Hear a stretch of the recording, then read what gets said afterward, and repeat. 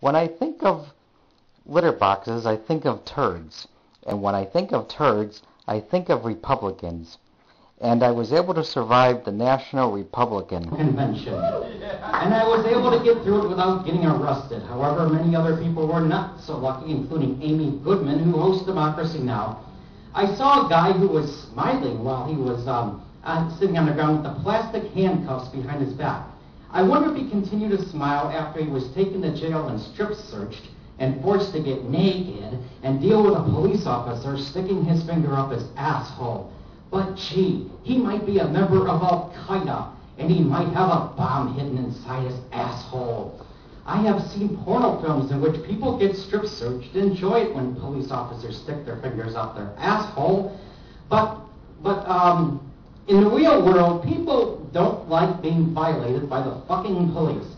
Meanwhile, there was a fucking fence surrounding the Excel Center Energy Center because our loving Republican gods needed protection, and many of these people will be attending the festivities at Bohemian Grove during the last 2 weeks of July 2009. And if you have never heard of Bohemian Grove, it's a place where our world leaders hang out, and they get to suck each other's cock while they worship Satan while engaging in a mock human sacrifice, while they get to listen to cool Halloween music.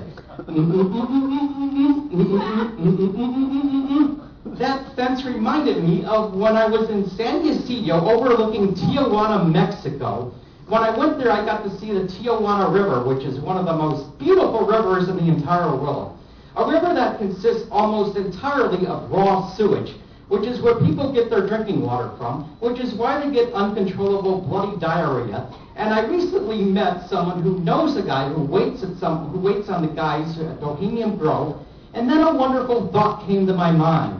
Wouldn't it be nice if one of the waiters went down to the Tijuana River, scooped up as much of it as possible, and took it to Bohemian Grove, and slipped it into the drinks of the guys who hang out there, and the thought of uncontrollable bloody diarrhea squirting out of their assholes while engaging in the mock human sacrifice gives me a warm, fuzzy feeling. And isn't it about time for the corporate criminal scum who own this world get to reap what they sow?